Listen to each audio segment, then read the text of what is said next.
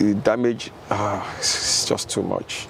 We need to rediscover ourselves as Africans. The West, all they've done is to sell their religion and their books to us. And there's nothing more than them recolonizing people. You go to the church, and they brainwash you. They ask you to give them 10% of your salary, and they say miracle is coming. And there's no miracle coming. How can you sit at home, you're not working, and you expect to be rich? So it's brainwashing. They brainwash people. I'm a king. Hello, my name is Femi Shuewu. I'm from Africa Web TV. I'm sitting with Kunle Kuti.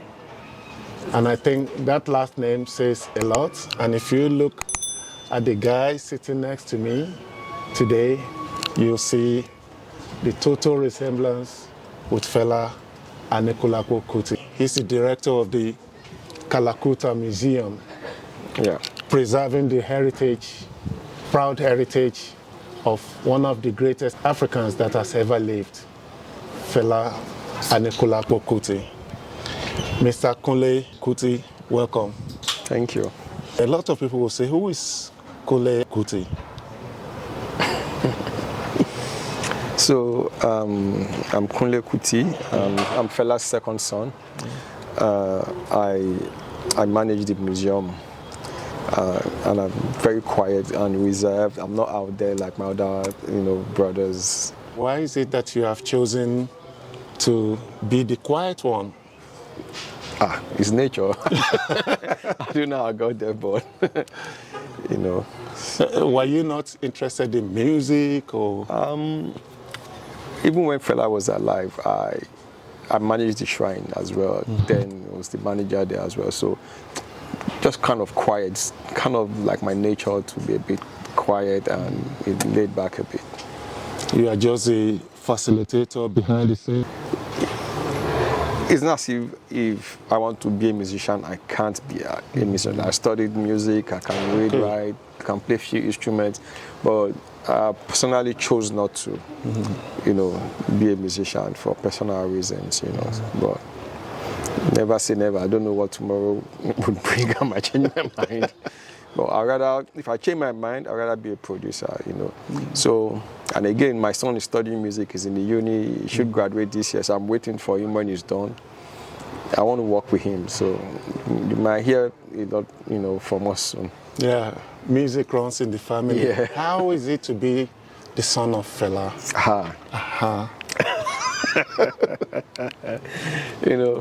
That's that question I answer every time I meet people, So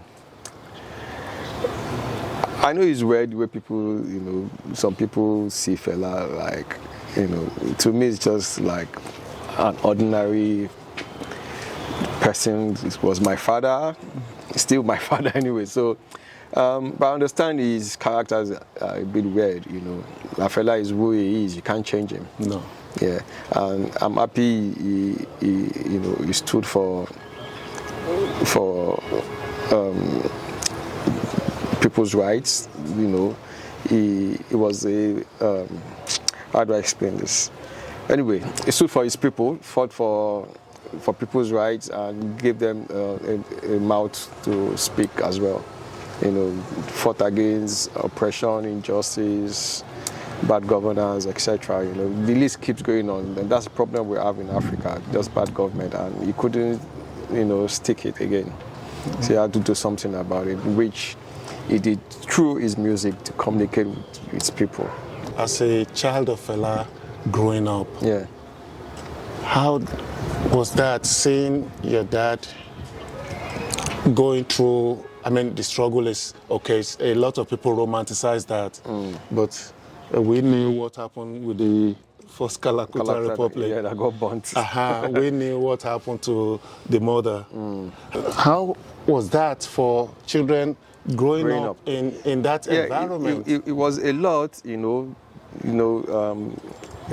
was difficult as a child growing up with, when you're a kid and you start to experience constant police raid, it was so scary at a point, but we got used to it. And I thought if he was trying to kill all of us.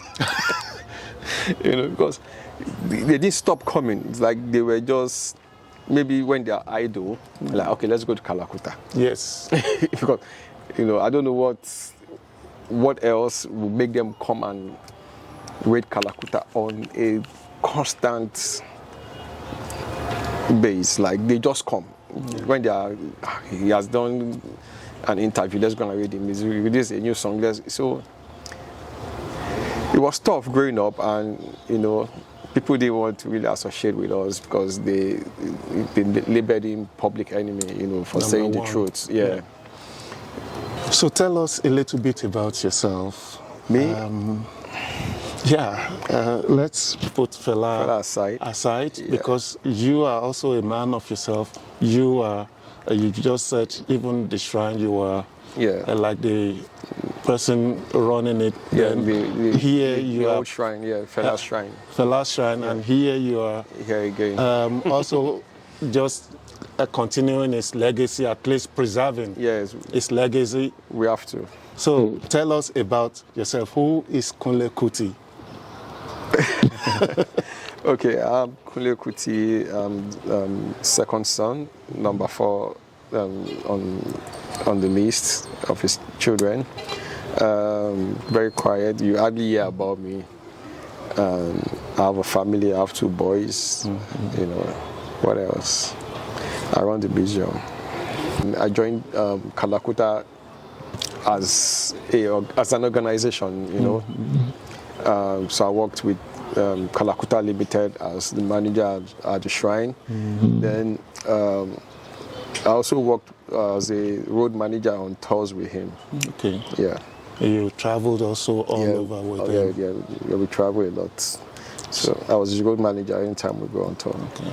And how did the idea of the museum start? So when Fela past 97, the family thought of what to do with the building because it was deteriorating, and like, okay, so it was an idea that we should turn into a museum and preserve, its legacy, life, works, and everything, and make it accessible to the public for viewing. It is typical Fela to have a building in this neighborhood. Yeah. And I've gone around, I've seen the bedroom and all of that, very modest. Yeah. He was a simple man, he didn't even have a car, he didn't own one car, so his life was simple, he had put upon himself to say the truth and challenge the authority. No compromises, anything that's going to happen, let it happen. I will not stop saying the truth. So everything at that point, after Kalakuta, I think everything to him was just vanity. Like, he was extremely rich in the 70s before they burned Kalakuta, and you can imagine what they did, the destruction. Through his mother from the 2nd floor, she died from the injuries. He lost everything, the froze his account, and they even made a decree that no landlord should rent a house. So you had to move to Ghana. It was tough growing up. Yeah. It was really hard. So those who do not know about the Kalakuta Museum, Kalakuta Museum is in Bemisola Street in Ikeja, Lagos. When you enter the Kalakuta Republic, you feel like Fela is still alive, and of course he's still alive. Yeah. When somebody has achieved this much, has touched so many lives, those people never die.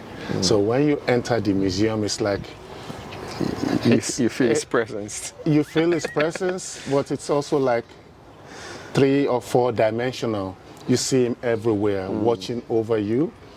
So, and how did you decide this was how you were going to curate the museum? So my elder sister, a partner is an architect, and he was one that actually came up with the plans and everything. After we had that discussion with him, and we got actually got fundings from the States. They helped us put it together. The Lagos State Tourism. What's the relationship of the Fela family, Fela Museum, Fela Shrine, and his legacy with the federal authority now? You know, it's hard for them to really associate with us as a Kuti, as that name, you know, because of The past. yeah. And we know the immediate past president, who that person who is. was also an enemy, I would say. That is Muhammad Buhari. Yeah, I'm saying you know, that. So he arrested Fela, sent him to prison, for currency trafficking. He had only £1,600 on him, and he arrested him for currency trafficking. So all of them, Obasanjo, was only Babangida that, all through his 8 years, he never arrested Fela for anything. I think he was a fan, maybe like Fela or something, I don't know. But I think everyone was a fan. Yeah, was a they fan. were just jealous. You say so? The truth is hard. No, people don't like the truth, and it was on their case for all the hills they were doing. Stole so much money, ruined Nigeria's economy. The list, you can't. If when we start now, we're not going to stop. And Fela's like, no, country can't work like this. And they didn't like that he stood and could challenge them. There were military people there, and you dare not.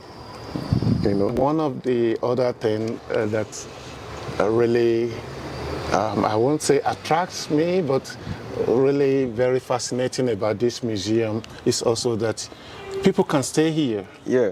You have some. We have like few rooms, like a boutique hotel. Just to have like the experience, in Kalakuta experience, and it's open to the public too. You cannot miss it. Once you stay here, it's like you're staying in Fela's house with Fela present everywhere. Everywhere, yeah. So how many people do make use of the Airbnb or? I need to check places? the list. We have serious traffic. Yeah. I'm not Yeah, surprised. Sometimes it's quiet, but if I tell you numbers, I might be lying. It's a lot. It's just home away from home. Yeah. This man that I'm talking with is so modest that, when we came in, I didn't even know it was him. He was just helping around, and the way he just goes way above himself to just help people feel comfortable. It's Fela. Fela will be proud. Yeah, of course. Of you. It's one of the things we were taught to be, what's that word again? To be humble and always put people first in everything you do. That was a teaching. Put your people first. So what do you think of the Pan-Africanists of today, the modern Pan-Africanists? Because I was watching some past utterances of Fela. Yeah.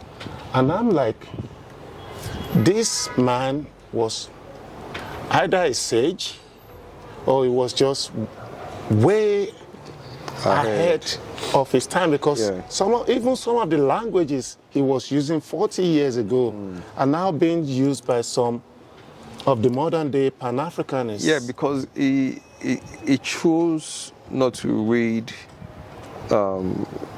European books, about Africa, and that he chose his set of books that he had to read to rediscover himself as an African, so he could have an identity, like I'm a black man. The books out there, they tell you Mongo back discovered River Niger when you have natives there, or someone else, I have personally, I have that quote on my laptop. Yeah. Like, how can Mungo Park discover what was already there, what people already knew was there? That are the books that they have given to people to read. Yeah. They're not teaching people about Africa itself, about its culture, its people and tradition. They're not doing that. Yeah, and a lot of people think when people like that are saying that they hate the West. the other race, the West or whatever, but it's more like self-awareness. It is. Be proud of what you are. Yes. Like Fela, sang in one of his songs, like, if you don't buy Africa, how do we sell ourselves and be rich? What do you think of those people now still fighting for the emancipation? Do you see them as, people continuing the legacy, or do you see them like they still need a lot of education? The truth of the matter is, we should even be thankful that there are people on that path, because if you look at it, a lot of people are colonized by the West mentally, So I think that, they're doing a good job, but is to reorientate people about... But how can you orientate people who think they know best? Because sometimes you say certain things. I'll tell you something. In the place I'm staying now, I was sleeping beside Marilyn Monroe. So, and I went to the manager like, why is this hanging beside my bed? Don't we have enough women icons in Africa, in Nigeria, to put there? Queen Amina is there, Fela Anikulapo-Kuti is there. There's a whole lot. Those are the two names I mentioned was Fela Anikulapo-Kuti and Chimamanda Adichie. If you want somebody from now, or you want somebody from then. It's a whole lot of work, I don't know who's going to champion it. The damage is just too much. We need to rediscover ourselves as Africans. The West, all they've done is to sell their religion and their books to us. And there's nothing more than them recolonizing people. I pray we have good leaders that will, put Africa first. I hope personally that there are more people who are convinced that exactly what you said, these people came to sell the Bible, religion, everything. And it's big business. And it's like a franchise now. They don't need to do any work. We are doing all the work for them. Yeah. You know how many units of Bibles they sell in a year? How many? In Nigeria? Everywhere in the world. Okay. It's a lot. Yeah. Our own gods here, they label them as bad. Okay, for example, if you tell an ordinary Nigerian that, okay, you have a problem, go to your village, go see a chief priest or someone, say, super evil. Then you go to the church, and they brainwash you. They ask you to give them 10% of your salary, and they say miracle is coming. And there's no miracle coming. How can you sit at home, you're not working, and you expect to be rich? So it's brainwashing. They brainwash people. But if you say that, they come after you like anti-Christ, anti-God, anti-Christ, anti the establishment. I don't know why people are so blind. If you see what the churches are doing in Nigeria, instead of them building industries, you see the mega churches they build. So how will the country improve when all you think is to build churches? There's no corner in Lagos that you find a church.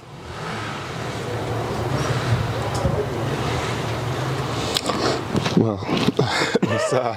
Kunle Kuti, I would like to first of all thank you for, because this welcome. Is at very short notice, impromptu. Very impromptu. And I'm really very happy you agreed to this informal chat. Is there anything you want to say to whoever might be listening to this? To black people around the world, please set your mind to Africa. Always, if you're an African, do everything as much to be an African. Patronize your race and continent. That's all I'm going to say to you. On that note, I'm going to have to round up. My name is Femi Shuewu. at the Kalakuta Museum, feeling really very blessed to be talking to Kunle Kuti, one of the people preserving the legacies of Fela Anikulapo-Kuti. And I'm going to invite you whenever you are in Lagos to spend some time at the museum. On behalf of the lady behind the camera. Let's see your face. Why are you behind the scene? Coming home. Yeah, coming, no. She's coming. No, she's here. On behalf of the lady now in front of the camera, this is Femi Shuewu reporting for Africa Web TV. Don't forget to subscribe, share, and like our videos. Bye. I'm a king, yes, I'm a king. I'm a king.